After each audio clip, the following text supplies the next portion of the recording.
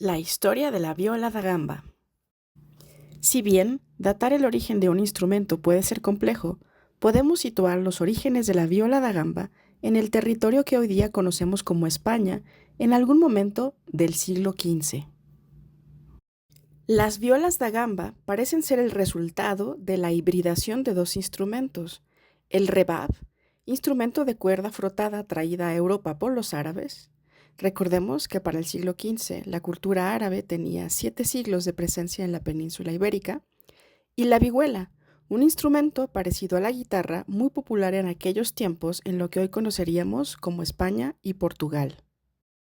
Así pues, al combinarse características del rebab, un instrumento que se toca con un arco y se sostiene de manera vertical, y la vihuela con sus trastes, su estructura y su afinación, y agregarle un puente, pieza de madera que se coloca entre la tapa y las cuerdas para, entre otras cosas, poder tocar una cuerda a la vez, nacieron las vihuelas de arco, nombre con el que se conoció a la viola da gamba en su primera etapa de existencia en la península ibérica. En El Ángel Músico con vihuela de arco, pintado por Francesco Pagano en 1474 y que, junto con otros ángeles músicos, decora la bóveda del altar mayor de la Catedral de Valencia, podemos observar que desde las primeras representaciones gráficas del instrumento se conservan la posición en la que se tocaba el rebab, los trastes de la vihuela y la nueva característica del instrumento, el puente.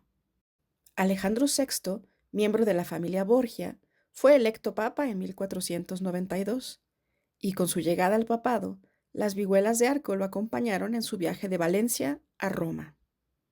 Fue en Italia donde las violas adquirieron una forma muy parecida a la que utilizamos hoy, y en donde también se empezaron a construir violas de distintas tesituras. También en Italia, el puente de las violas da gamba se redondeó, lo que permitía que cuando una cuerda era tocada, las demás permanecieran en silencio. Se tocaron vihuelas de arco en la corte de Mantua, donde sabemos que Isabela y Alfonso de Este, duque de Ferrara, tocaban el novedoso instrumento y tenían agrupaciones de este en sus cortes. El término viola da gamba se menciona por primera vez en el catálogo de instrumentos de Hipólito de Este. La viola da gamba tuvo un amplio recorrido por toda Europa a partir del siglo XVI. El repertorio del instrumento se volvió cada vez más especializado y en cada país adquirió características diferentes. Sabemos que para 1520 ya había agrupaciones de violas da gamba en París, para 1540 en Londres, en los años 1550 en Múnich y en la década de 1560 en Viena.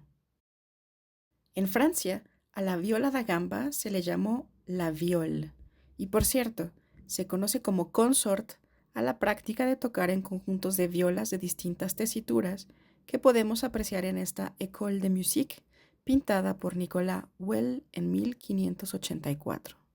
La edad de oro de la viole francesa sucedió a finales del siglo XVII y principios del XVIII, con compositores gambistas como Marat Marais, Debuisson, Los Forcret, Saint-Colombe y Hervé Loy. Mención especial merece el caso de estos dos grandes intérpretes y compositores. De Marat Marais se decía que tocaba como un ángel, y de Antoine Forcret, empeñado en llevar a la viole a niveles de virtuosismo parecidos a los del violín italiano, se decía que tocaba como un diablo. En Inglaterra, a la viola se le llamó the viol, y fue ahí donde compositores como William Byrd, Thomas Morley, Alfonso Ferrabosco, John Dowland, Thomas Tompkins y Orlando Gibbons escribieron música para consort de gran hermosura y complejidad.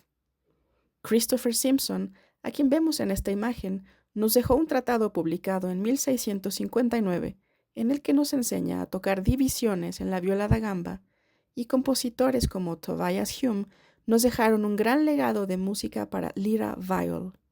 En futuros videos hablaremos de estas dos maneras de abordar el instrumento. En lo que hoy conocemos como Alemania, a las violas da gamba se les llamó de distintas maneras y son mencionadas en diversos tratados a partir de 1511. Compositores como Dietrich Buxtehude, Georg Philipp Telemann y Johann Sebastian Bach, entre muchísimos otros, escribieron música para este instrumento.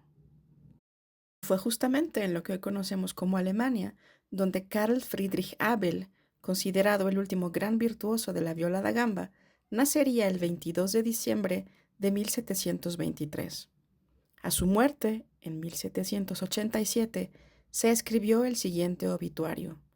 Su instrumento favorito, la viola da gamba, estaba en desuso y probablemente morirá con él. La viola no murió. Descansó en la privacidad de los hogares de amantes de la música por unas décadas más. Y a finales del siglo XIX, su práctica se reanimaría en manos de los pioneros del movimiento de recuperación de la música antigua.